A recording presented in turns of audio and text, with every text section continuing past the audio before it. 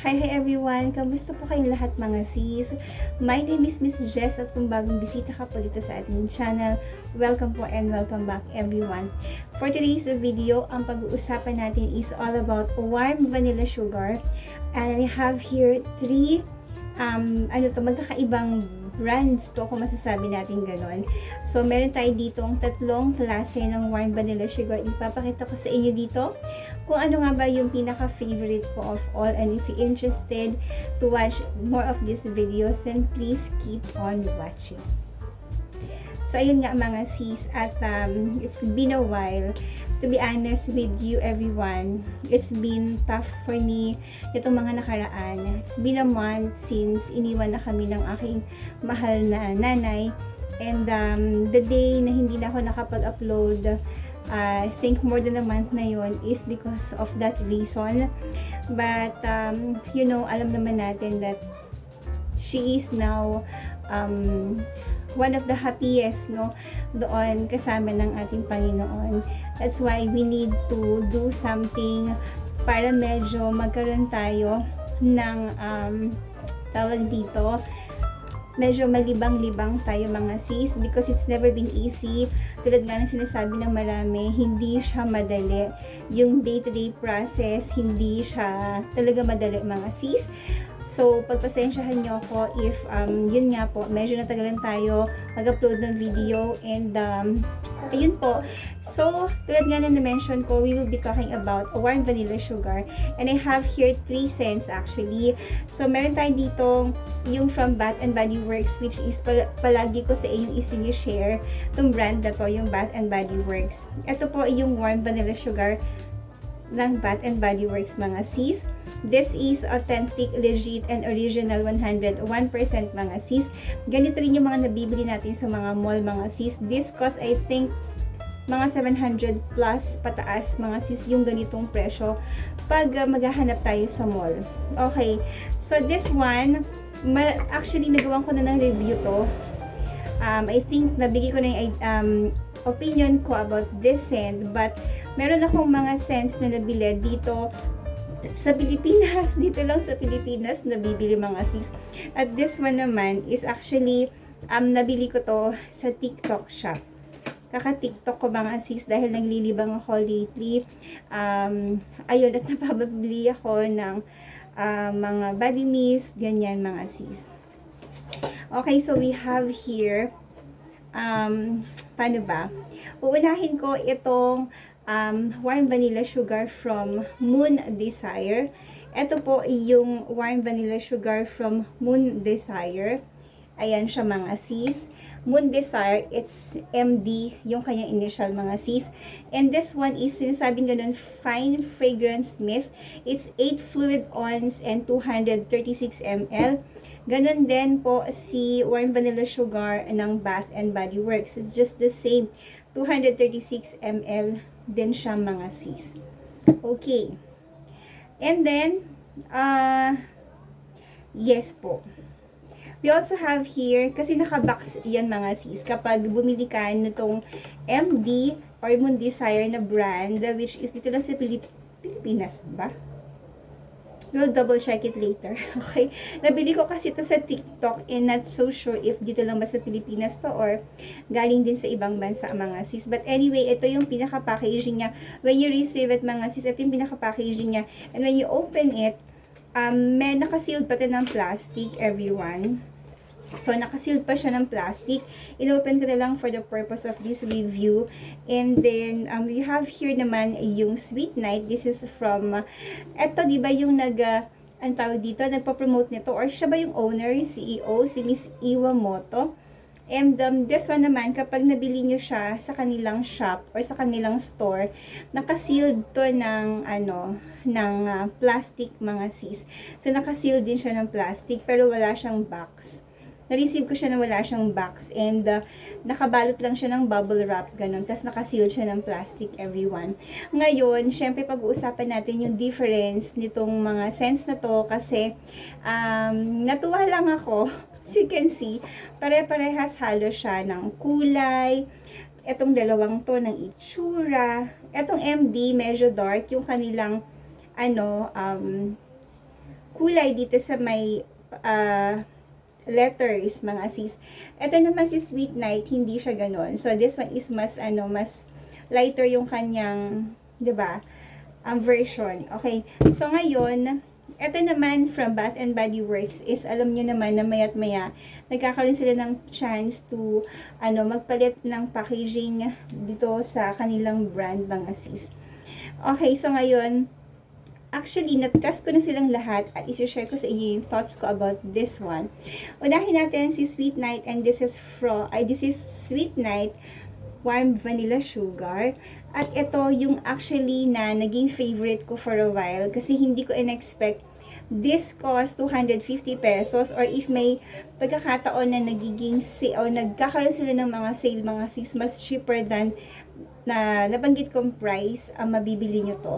So this one for me, spray natin dito, mga sis. Ayan siya. So this one for me, ito yung naging favorite ko nitong mga nakaraan kasi sobrang mura niya. And I think magagamit ko siya ng matagal. This really smells so good for me. Ito kasi, kaamoy talaga siya ng literal na warm vanilla sugar. This is, maamoy mo talaga yung vanilla and sugar dito. As in literal. And plus, ito is naglalast siya sa akin ng more than 8 hours sa skin ko. Mas nagiging mabango siya pag pinagpapawisan ka.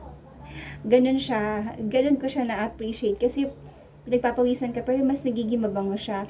Ito is hindi siya nagbabago yung scent niya, mga sis. Ako pa is acidic, and nagtataka lang ako kasi hindi naman nagbabago yung scent niya sa akin. That's why happy ako kasi habang inaamoy ko siya, literal na amoy bakery ka dito. As in, if mahilig ka dun sa ganun, bakery na sweet yung kanyang scent. Very sweet. Hindi siya yung sweet na katulad ng mga candy-like, syrupy type. Hindi siya ganun. Yung sweetness nito is more of a bakery, yung scent na bibigay niya sa'yo, which I love. Yes.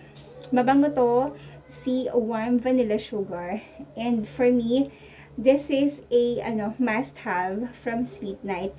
Subukan niyo lang kasi pag nagsisale sila, kasi nakakabili ako sa shop ng sa online. Pag nagsisale sila, mas nagiging mura pa siya, mga sis. Kaya i-try niyo na to kasi si Warm Vanilla Sugar ng Bath and Body Works cost 650 up. Depende na lang sa mabibilhan nyo nun. And for me, ito talaga, sobrang gustong-gusto ko to. This really gives me yung calming effect. Hindi siya lavender. Actually, hindi siya yung... Kasi di ba pag sinabi mong lavender, parang yun yung mas calming, may calming effect talaga sa atin. But for me, ito talaga yung isa sa mga vanilla scent na masasabi ko na it relaxes my mind, especially nga ngayon because of the situation. But, sobrang na-appreciate ko siya. Ewan ko, mabango talaga siya, mga sis. Okay, proceed tayo dito kay Moon Desire. And ito po yung Warm Vanilla Sugar ni Moon Desire at aamoy natin siya ulit. Kakarating lang nito actually today, kaya nagkaroon ako ng idea na gawan to ng review para sa inyo, para makikiamoy na rin tayo, mga sis. So spray natin here, mga sis. Dito kasi pag nag-spray ako dito, tawag ko dito, mapupunta siya sa relo ko.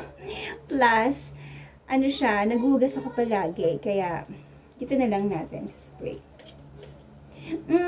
To be honest, may pagkakaiba sila ng scent ni Moon Desire at ni Sweet Night. Siyempre, magkaibang brand yun, mga sis. Kaya nga, i-share ko sa inyo dito, ano nga ba yung difference ng dalawa? Ito si Moon Desire, parang meron siyang cooling effect sa dulo nung scent niya. Meron siyang cooling effect talaga. May peppermint ba? Hindi ako sure. Bali, more of mas mild version yung nito, yung bibigay niya sa'yo. Mas mild yung pagka-vanilla niya. Hindi siya ganun ka-warm. Kasi nga, meron siyang cooling effect sa tingin ko sa pagkakaamoy ko. This one, ito yung naiisip ko, kanina pagka-spray ko sa kanya, ito yung naiisip ko sa kanya. Ito yung parang ginagamit ko nung bata-bata pa ako. Nung mga time na nasa province ako, ganito yung mga scent niya. Nasa province ka, pero alam mo yung naglalakad-lakad ka lang, gano'n, namamasyal-masyal ka lang. Ganito yung naaalala ko dito kay Mundesar. Hindi siya super sweet, to be honest. Hindi siya super sweet katulad ni Sweet Night. But this one, yung vanilla niya, I think nasa 50%. Meron kasi siyang kasama na parang, yun nga, medyo cool, medyo parang peppermint yung scent niya, plus vanilla. Sa tingin ko, yung pagka-warm, hindi ko siya naamoy. Kung warm, super warm, hindi siya ganun. More of a lighter version talaga siya ng warm vanilla sugar na version. Lighter version to, si Moon Desire. Meron kasi siyang cooling effect. Parang ganun siya mga sis. Kaya hindi ko masasabi talaga na as in 100% warm vanilla sugar talaga yung nakukuha ko sa kanya.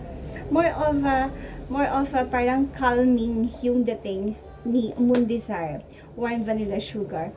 Ngayon, magpo-proceed tayo dito sa aking warm vanilla sugar ng Bath and Body Works.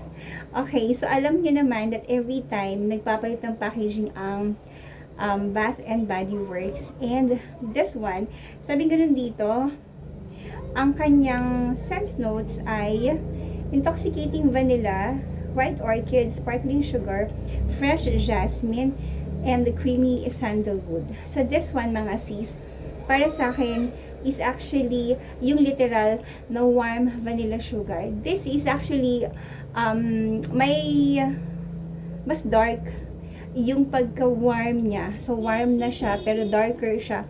Of these three, ito talaga yung pinaka-dark. Ito yung pinaka-warm, should I say, sa lahat ng warm vanilla sugar ko. This one lasts for almost the same as Sweet Night.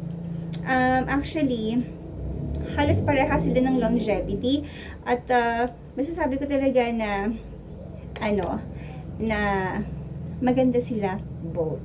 Okay, so ako, if i-recommend ako, this cost also, katulad dun na mention ko kanina, kay Moon Desire. Ay, kay Moon Desire. Yes, halos pareha sila, dalawa, ni Moon Desire ng presyo. Ayan siya mga sis. And, for me, this is actually, hindi sayang pera nyo dito.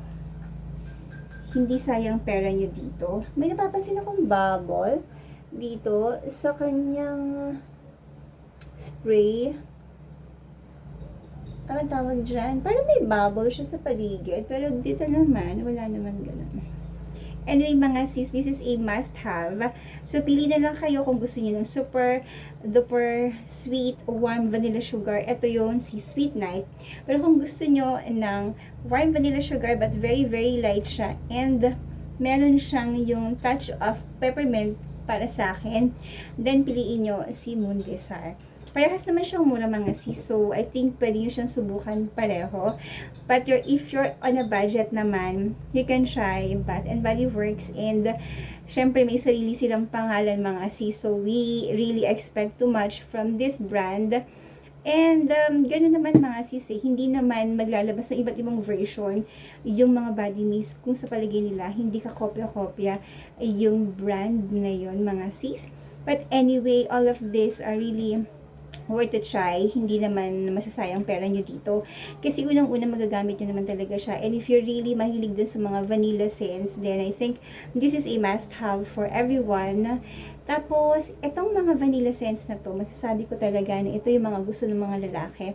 For example, yung husband ko, yung brother ko, basta most of mga men's gustong-gusto yung vanilla scent. Hindi ko alam kung anong meron. But, the fact na amoy bakery ka, I think ito yung masarap, diba? Yung parang, masarap kumain.